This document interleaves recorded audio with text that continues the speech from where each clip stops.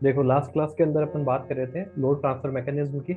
ठीक है, मैंने बताया था दो दो तरह से लोड का ट्रांसफर जो है वो होगा। ठीक है, एक तो मैंने बताया था ऊपर से नीचे की तरफ लोड का ट्रांसफर होगा। ठीक है, उसका कैलकुलेशन जो है वो बिल्कुल सिंपल और पॉसिबल है। ठीक है, ग्रेविटी लोड्स को निकालना जो है वो पॉसिबल है। लेटरल लोड्स जो है वो काफ़ी डिफिकल्टी से निकलते हैं और मोस्टली इम्पॉसिबल सा ही है, लगभग निकलते नहीं है सारे लोड्स। लेटरल जो है काफ़ी तरीके के लोड्स लग सकते हैं। ठीक है, इन दोनों की अपन लास्ट क्लास के अंदर बात कर रहे थे।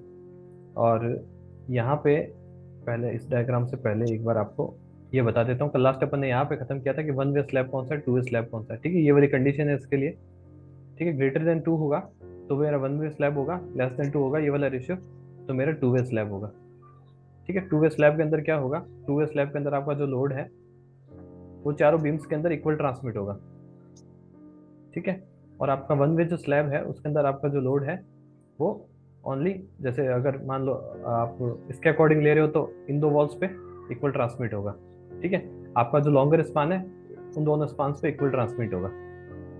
ठीक है, अब अपन ने लोड ट्रांसफर के जो स्केल है, लोड ट्रांसफर का जो साइकिल है वो साइकिल क्या है, एक बिल्कुल छोटा सा अपने बात करते हैं कि आपका जो लोड ट्रांसफर है वो सबसे पहले स्लैब से बीम पे होगा। ठीक है, बीम से जो है आपका बिल्कुल। बीम से कॉलम पे आएगा और कॉलम से फुटिंग पे जाएगा और फुटिंग से सॉइल पे जाएगा। ठीक है, तो इसमें जो लोड ट्रांसफर हो रहा है, ठीक है, कॉलम पे आने के बाद तो कुछ नहीं, बिल्कुल जो लोड है वो स्ट्रेट ट्रांसफर हो रहा है। ठीक है, बट स्लैब से जो लोड कॉलम पे ट्रांसफर हो रहा है, ठीक है, वो एग्जैक्टली कितना हो रहा है वहां आपको सारा कॉन्सेप्ट जो है वो समझना पड़ेगा। कॉलम के ऊपर मान लो लोड आ गया, अगर सपोज मेरा, मैं इस तरह से कुछ दिखाता हूँ आपको। इस तरह की रिएक्शन आपने खूब निकाली होगी। ठीक है, ये मान लो ये मेरे दो कॉलम है। ठीक है, इन कॉलम के ऊपर मेरा लोड निकल गया तो वो लोड जो है सीधा जो है फुटिंग के अंदर जाएगा और फुटिंग के बाद जो है सॉइल पे चला जाएगा, वो तो बिल्कुल जो है स्ट्रेट चला जाएगा। बट स्लैब से जो लोड है, स्लैब से जो कितना लोड आपका जो है बीम पे आएगा, कॉलम, पहले तो एक बात बताओ कि कॉलम पे कौन कौन सा लोड आएगा। स्लैब का तो खुद का तो लोड आएगा ही। स्लैब के ऊपर आपका जो फ्लोर फिनिश लेवल होगा, फ्लोर फिनिश में क्या हो जाएगा, आपका मोर्टार का बेड लगेगा या टाइल्स वगैरह जो आएगी वो सब हो गया। उसके अलावा जो भी अपन ने वाटर प्रूफिंग मटेरियल वगैरह कुछ लिया है तो वो सब चीज़ आ जाएगी, स्लैब में यही सब आएगा। ठीक है, उसके अलावा अगर बीम के ऊपर आपका वॉल बना हुआ है तो उस वॉल का भी लोड आएगा। अगर बीम है यहाँ पे, बीम के ऊपर जो अपना वॉल बना हुआ है तो उस वॉल का भी लोड आएगा। ठीक है, इसके लिए ही मैंने ये वाला डायग्राम बनाया है।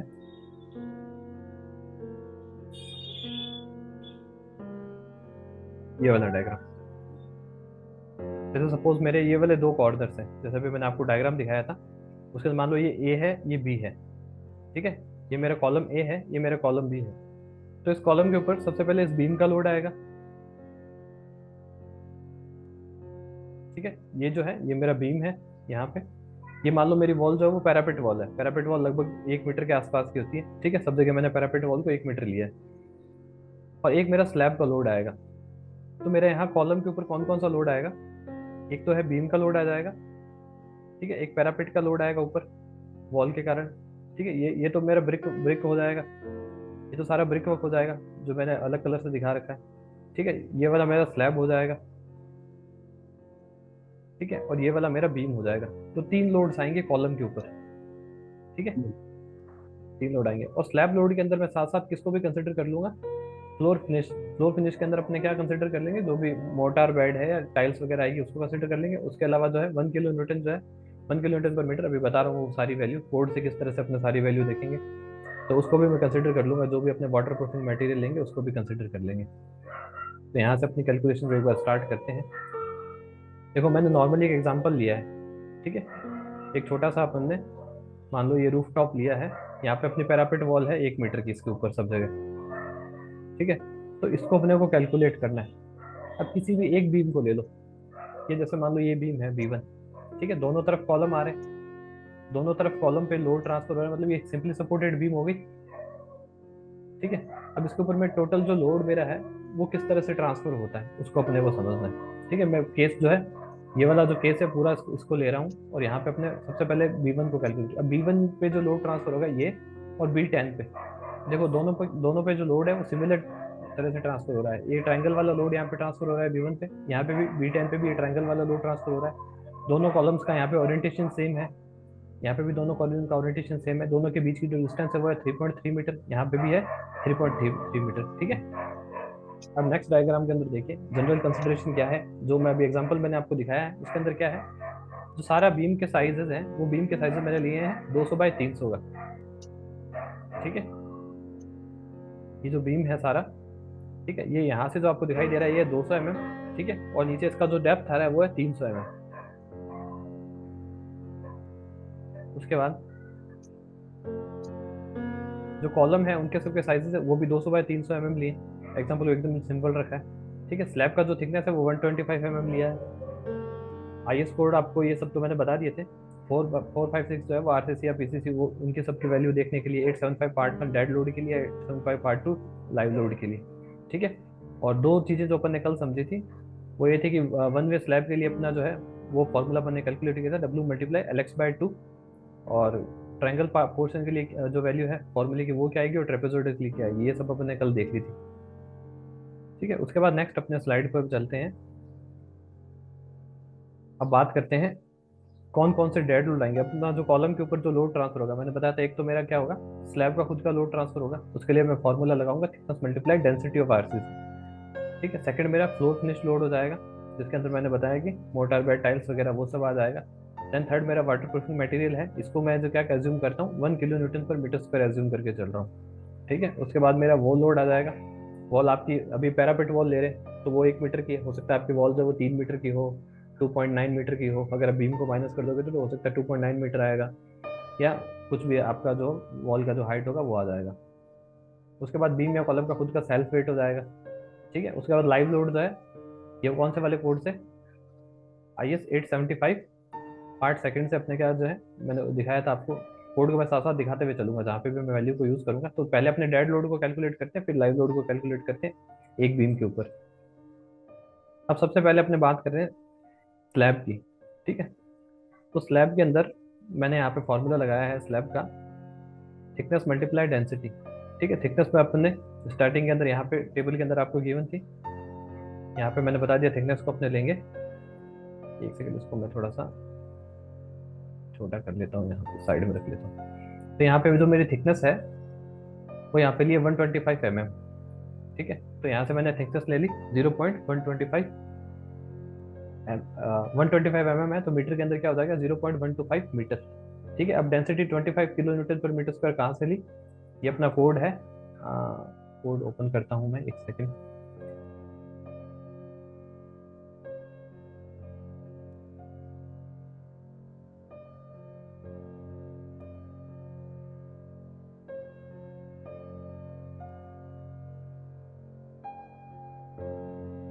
यहाँ पे देखो सीमेंट कंक्रीट के लिए क्या है, अगर आपने सीमेंट कंक्रीट के अंदर 1% स्टील यूज किया है तो ये बोल रहा है आप वैल्यू 22 से स्टार्ट करके 24 पॉइंट समथिंग तक कुछ ले सकते हो। 2% लिया है, 5% लिया है, इसके अकॉर्डिंग आपने अलग अलग नॉर्म्स पढ़े होंगे कि स्टील अपने को कितने परसेंट लेना है। ठीक है, नॉर्मल रेजिडेंशियल बिल्डिंग के अपन 3 से 4% तक स्टील उसके अंदर यूज लेंगे, तो आप लगभग ये जो वैल्यू बता रहे हैं 23 से 24.80।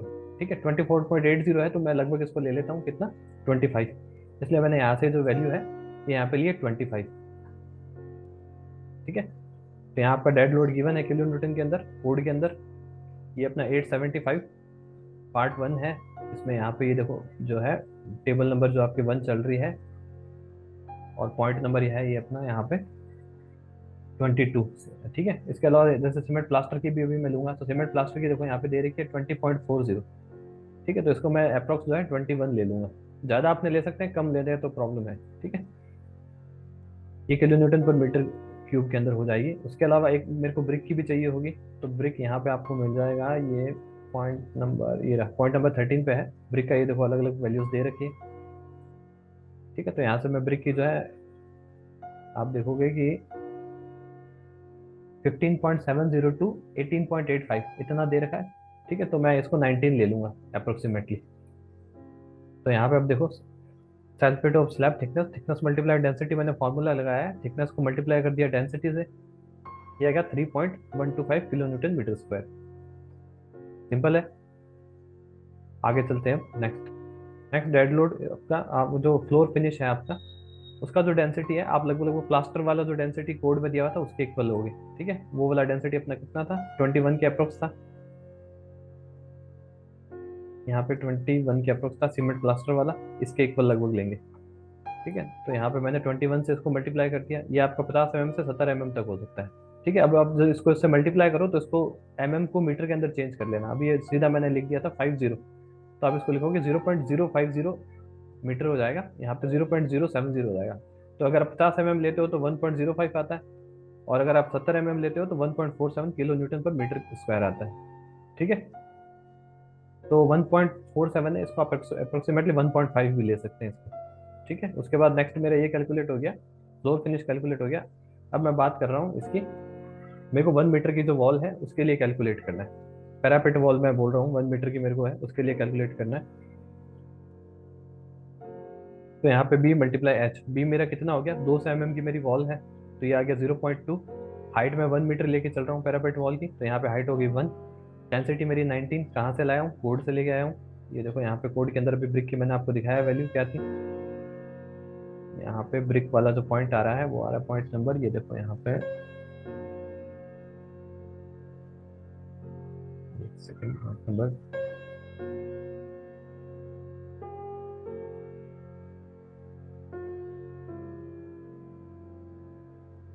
पॉइंट नंबर 13 पे है। ये 15 से लेके 18 तक है, ठीक है, 18.85 है। ठीक है, 18.85 है, तो इसको मैंने अप्रोक्सीमेटली 19 लिया है यहाँ से, तो इसको मैंने यहाँ से 19 ले लिया। तो टोटल लोड जो है वो ब्रिक वर्क के कारण आ रहा है, वो आ रहा है 3.8 किलो न्यूटन पर मीटर, किलो न्यूटन पर मीटर आ रहा है। अब आपकी वॉल की हाइट जितनी हो उससे आप मल्टीप्लाई कर देना। ठीक है, तो वो उसके लिए निकल जाएगी, और लेंथ जो है वॉल की जितनी हो उससे मल्टीप्लाई करेंगे तो किलो न्यूटन में टोटल लोड निकल जाएगा मेरा। अब मैं यहाँ क्या करूँगा, ब्रिक के एक दोनों साइड प्लास्टर करूंगा।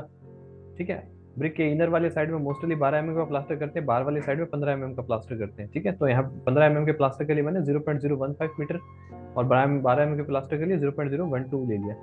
ठीक है, तो यहाँ पे मेरी बी जो है, बी क्या हो जाएगा, इन दोनों को ऐड करके हो जाएगा, और हाइट मेरी है वो 1 मीटर ही रहेगी।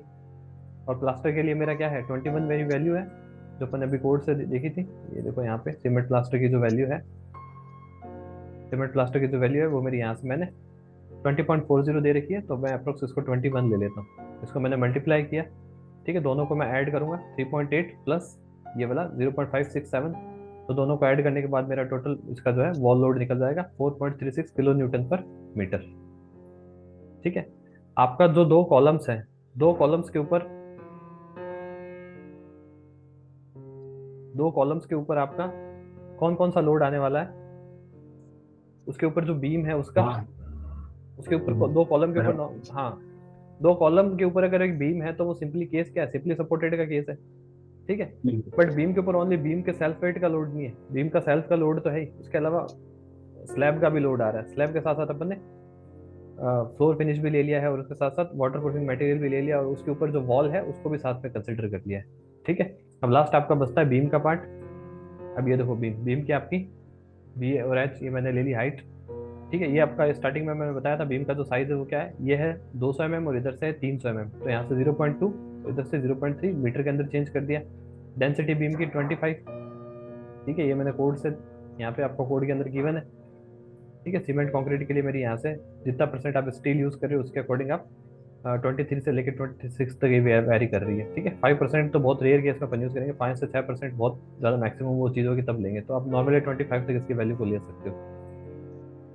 तो यहाँ से मैंने इसको 25 वैल्यू लिया, और यहाँ पे ये मेरी वैल्यू हो गई 1.5 किलो न्यूटन पर मीटर। ठीक है, उसके बाद फैक्टर्ड लोड क्या होता है, 1.5 से मैं मल्टीप्लाई कर देता हूँ फैक्टर्ड लोड को कैलकुलेट करने के लिए। तो 1.5 से मैंने मल्टीप्लाई किया, तो ये टोटल कितना हो गया, 2.25 किलो न्यूटन पर मीटर। ठीक है, उसके बाद नेक्स्ट चलते हैं, आपका तीनों जो लोड है वो कैलकुलेट हो गए हैं। ठीक है, एक बीम के ऊपर जो है, यहाँ पे जैसे मान लो ये मेरी बीम है जिसको मैं कैलकुलेट कर रहा हूँ। ठीक है, इस बीम के ऊपर मेरे जो जो लोड आने वाले थे वो मेरे कैलकुलेट हो गए हैं।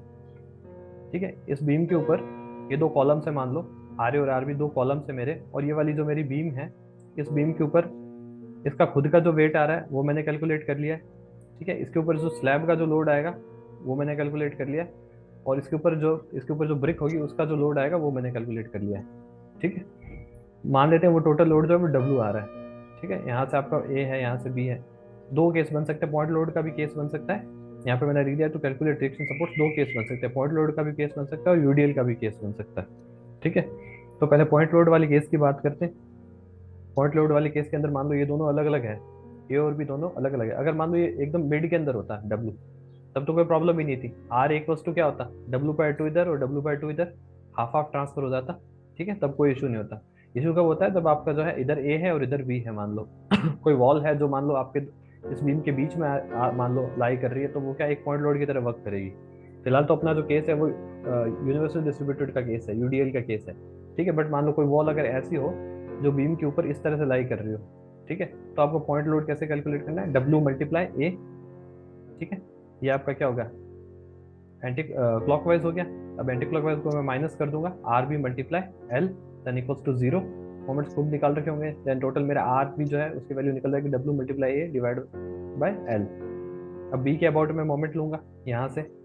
ठीक है, तो मेरा क्या हो जाएगा, W × B देन माइनस यहाँ से क्या हो जाएगा, RA × L equals to zero.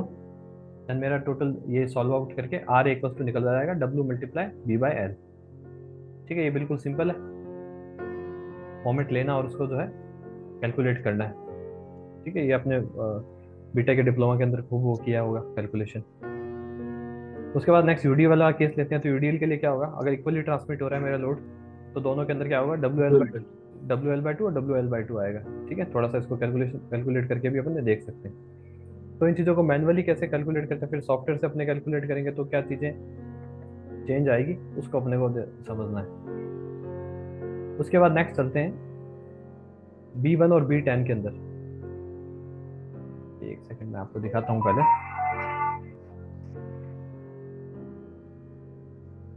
यहाँ पे अपना जो डायग्राम था, इसके अंदर अपने जो क्या कैलकुलेट कर रहे थे, B1 के लिए कैलकुलेट कर रहे थे और B10 के लिए कैलकुलेट कर रहे थे। ठीक है, यहाँ पे अपने क्या कर रहे थे, B1 के लिए कैलकुलेट कर रहे थे और B10 के लिए कैलकुलेट कर रहे थे। ठीक है, तो उसके लिए अब अपने आगे कैलकुलेशन को करते हैं। सारे लोड्स अपने कैलकुलेट कर चुके हैं, डेड लोड लाइव लोड को अपने क्या है 3 कंसिडर करना है या 4 तक कंसिडर कर सकते हो, कोई इशू नहीं है। तो यहाँ पे अब बात कर रहे हैं कि टोटल लोड जो आएगा वो इस बीम पे कितना आएगा। ठीक है, तो उसकी बात कर रहे हैं। तो सबसे पहले डेड लोड क्या हो जाएगा, डेड लोड के अंदर मेरा क्या क्या चीज़ें हो जाएगी, सेल्फ वेट प्लस, ठीक है, सेल्फ वेट में मेरा ये स्लैब का आया था 3.125।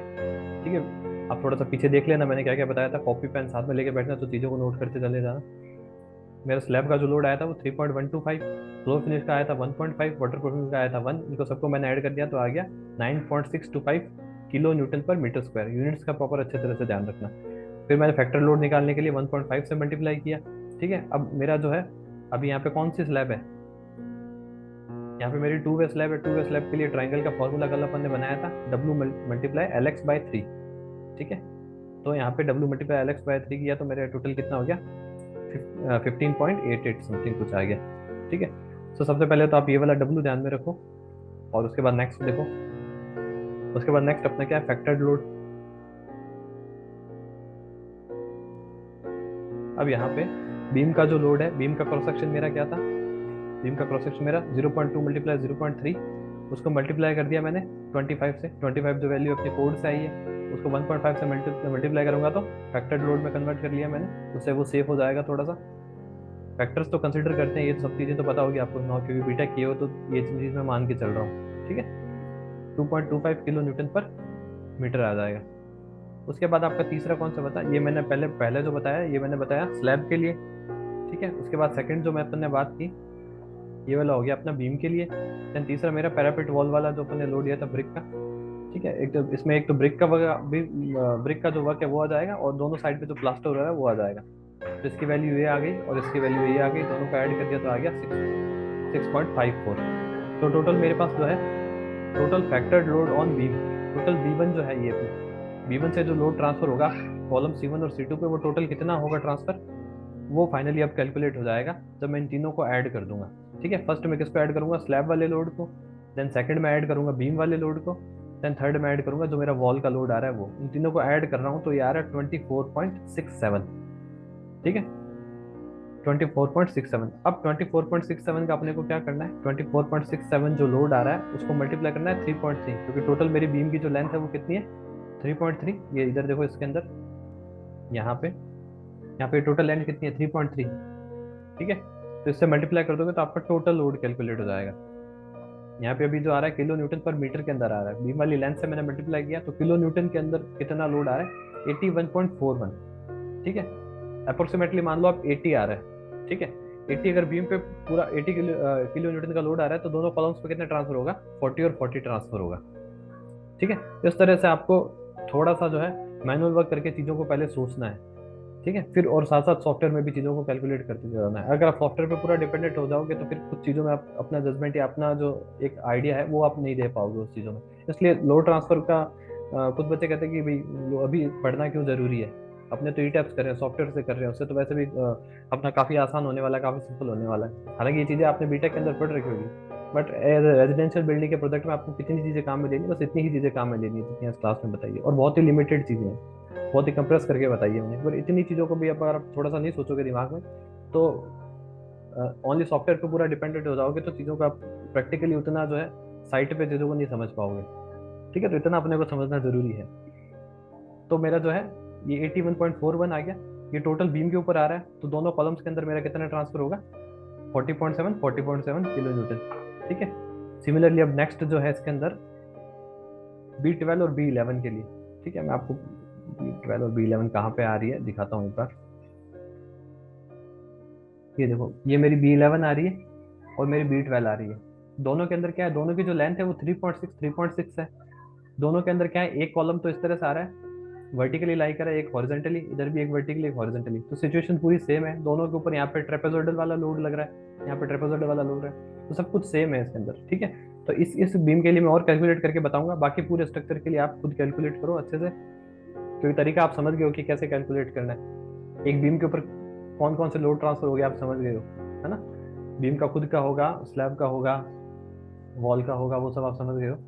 ठीक है, तो सेकंड वाली बीम के लिए मैं एक और करके बताता हूँ, बाकी जो है आपको खुद को करना पड़ेगा। ठीक है, और फिर अपना लोड ट्रांसफर का मैकेनिज्म बस इतना ही मेरे को समझाना था। उसके बाद नेक्स्ट क्लास के अंदर अपने सॉफ्टवेयर के अंदर जो मॉडलिंग उसकी पूरी स्टार्ट कर देंगे, लोड वगैरह सारे असाइन करने स्टार्ट कर देंगे, और सॉफ्टवेयर से ही आगे पूरा सॉल्व आउट करेंगे। ठीक है, थोड़ा सा थ्योरी को बस यहाँ तक ही देखना था आपको, सॉरी। अब यहाँ पे अपने बात कर रहे हैं B12 और B11 की। ठीक है, यहाँ पे मेरा B12 आ गया। अब B12 के अंदर यहाँ पे देखो ट्रेपेजोइडल वाला पार्ट आ रहा है। ट्रेपेजोइडल के लिए कल अपन ने फॉर्मूला देखा था, कौन सा फॉर्मूला है, LX/2 1 माइनस 1/2 बीटा।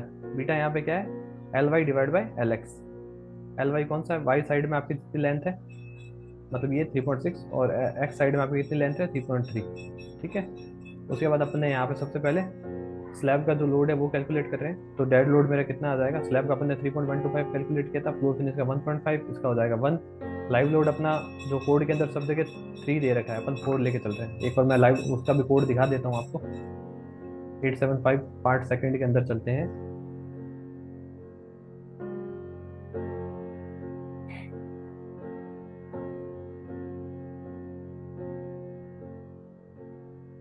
देखो यहाँ पे ये सारे लोड आ रहे हैं, इनपुट लोड वगैरह।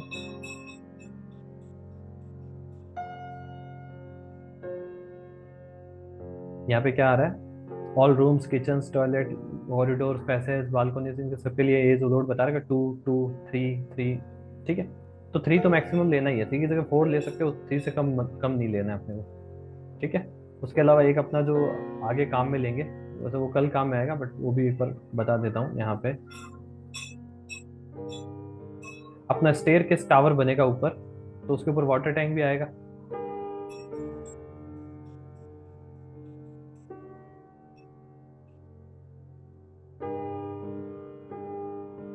ये आपका आ गया। ठीक है, जिस रूफ पे आप एक्सेस कर सकते हो वहाँ पे 1.5 लेना है, एक्सेस नहीं कर सकते हो तो 0.75 लेना है। ठीक है, तो इसके ऊपर एक ये वाला लोड तो अपने कंसिडर करेंगे ही करेंगे, और ऊपर मान लो आपका स्टेयर के टावर के ऊपर वाटर टैंक रखा हुआ है तो उसका लोड भी कंसिडर करेंगे। ठीक है, वो मैं जब ई टैब्स में इसकी मॉडलिंग करूंगा तो उन चीज़ों को साथ साथ बता दूंगा, तो उसके बारे में अभी ज़्यादा सोचने की जरूरत नहीं। अब एक बार इस वाले केस को ही अपने को पूरा सॉल्व आउट करना है। ठीक है, फैक्टर लोड मेरा क्या हो जाएगा, 1.5 से मैं मल्टीप्लाई कर दूंगा तो मेरा ये आ जाएगा। ट्रेपेजोइडल के लिए मेरा जो फॉर्मूला होगा वो ये होगा, बीटा मेरा यहाँ पे क्या हो जाएगा, LX डिवाइड बाई LY। ठीक है, यहाँ पे देखो लिखा हुआ है LY divide by, sorry, LY divide by LX।